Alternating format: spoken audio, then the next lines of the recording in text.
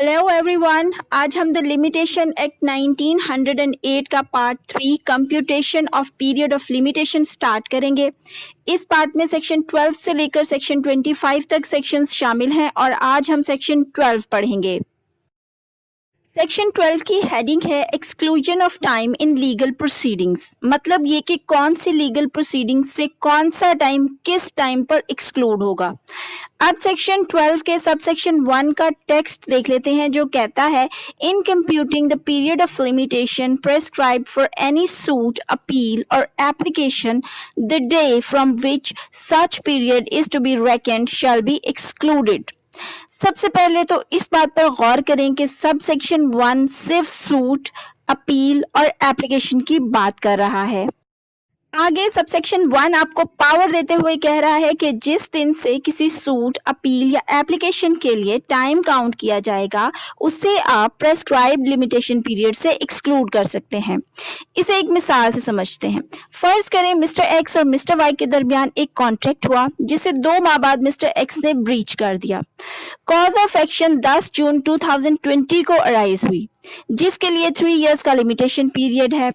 अब mister Y जब contract की स्पेसिफिक परफॉर्मेंस के लिए सूट फाइल करेंगे तो उनका लिमिटेशन पीरियड 10 जून 2020 से नहीं बल्कि 11 जून 2020 से काउंट होगा। अब सेक्शन 12 के सबसेक्शन 2 की तरफ चलते हैं जो कहता है appeal, application for leave to appeal और application for review of judgment के लिए प्रेस्क्राइब्ड लिमिटेशन पीरियड को काउंट करते हुए ये बात माइंड में रखनी है कि जिस दिन वो जजमेंट प्रोनाउंस हुई जिसके खिलाफ अपील या application for leave to appeal या रिव्यू एप्लीकेशन फाइल करनी हो तो वो उसके लिए प्रेस्क्राइब्ड लिमिटेशन पीरियड से एक्सक्लूड हो जाएगा। आगे कहता है कि डिक्री या सेंटेंस या ऑर्डर की कॉपी हासिल करने के लिए जो टाइम सर्व होगा वो भी इस लिमिटेशन पीरियड से एक्सक्लूड हो जाएगा।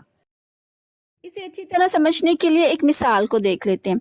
फर्ज करें मिस्टर एक्स और मिस्टर वाई के दरमियान एक सिविल सूट चल रहा था जो मिस्टर एक्स के हक में 10 जून 2020 को डिक्री हो गया। अब मिस्टर वाई इसके खिलाफ अपील करना चाहते हैं। पहली सूरत तो ये है कि जिस डेट को इस सूट पर जज साहब ने जजमेंट प्रोनाउंस की वो दिन लिमिटेशन पीरियड में से एक्सक्लूड हो जाएगा। लेकिन हमारे यहाँ आमतौर पर जिस दिन जजमेंट प्रोनाउंस होती है उसी दिन डिक्री या ऑर्डर की कॉपी नहीं मिलती बल्कि लॉयर्स को उस डिक्री या ऑर्डर की सर्टिफाइड कॉपी लेने के लिए कॉपी एजेंसी में एप्लीकेशन जमा करानी पड़ती है जिसकी रसीद पर कॉपी की डिलीवरी डेट लिखी होती है और वो डेट रेलिवेंट होती है। इस सूरत हाल को भी एक मिसाल से समझ लेते हैं। फर्ज करें 10 जून 2020 के दिन जजमेंट प्रोनाउंस हुई। इसी दिन कॉपी के लिए एप्लीकेशन भी फाइल कर दी गई। फिर 20 जून 2020 को कॉपी तैयार हो गई। अब जो 10 दिन सर्टिफाइड कॉपी के हुसूल के लिए लगे वो प्रेस्क्राइब लिमिटेशन पीरियड से एक्सक्लूड हो जाएंगे और लिमिटेशन पीरियड 21 जून 2020 से स्टार्ट होगा। लेकिन आपने यहाँ एक बात नोटिस की कि सेक्शन 12 के सबसेक्शन 2 में रिवीजन का कोई जिक्र नहीं है। अब सवाल ये पैदा होता है कि रिवीजन इसमें क्यों शामिल नहीं है। तो इसका जवाब ये है कि रिवीजन के लिए लिमिटेशन पीरियड चूंकि सीपीसी में दिया गया है इसलिए इस पर लिमिटेशन एक्ट की प्रोविजन अप्लाई नहीं होती। लेकिन यहाँ एक इम्पॉर्टेंट पॉइंट बताती चलूँ कि पंजाब हुकूमत 2018 में लिमिटेशन एक्ट के फर्स्ट शेड्यूल में अमेंडमेंट करके आर्टिकल 162A को इसमें शामिल कर चुकी है जिससे रिवीजन पंजाब की हद तक लिमिटेशन एक्ट के शेड्यूल 1 का हिस्सा बन चुकी है। लिहाजा इस पर लिमिटेशन एक्ट में दी गई प्रोविजंस अप्लाई होंगी। इस हवाले से मैं सेक्शन 5 के लेक्चर में तफसील के साथ बता चुकी हूं। अगर आपने वो लेक्चर नहीं देखा तो आप स्क्रीन पर नजर आने वाले आई को क्लिक करके सेक्शन 5 पर वीडियो देख सकते हैं। इससे आपका इस पॉइंट पर कॉन्सेप्ट क्लियर हो जाएगा। अब सेक्शन 12 का सबसेक्शन 3 देख लेते हैं जो ऐसी सूरत हाल के बारे में बात कर रहा है कि जब किसी डिक्री पर अपील या रिव्यू दायर करना हो तो उस डिक्री की कॉपी के हुसूल के लिए जितना टाइम रिक्विजिट होगा वो उस अपील या रिव्यू के लिए प्रेस्क्राइब टाइम में से एक्सक्लूड हो जाएगा। आगे सबसेक्शन 4 अवार्ड को सेट असाइड कराने के लिए एप्लीकेशन फाइल करने के लिए प्रेस्क्राइब पीरियड को कंप्यूट करने की बात कर रहा है। ये सेक्शन कहता है कि अवार्ड को सेट असाइड कराने के लिए एप्लीकेशन फाइल करने के लिए अवार्ड की कॉपी का होना बहुत ज़रूरी है। सो उस कॉपी के लिए जितना वक्त लगेगा वो भी प्रेस्क्राइब लिमिटेशन पीरियड में से एक्सक्लूड हो जाएगा। सेक्शन 12 का सब सेक्शन 5 बहुत इंपॉर्टेंट है। ये सेक्शन 1991 में होने वाली अमेंडमेंट में लिमिटेशन एक्ट में शामिल किया गया था।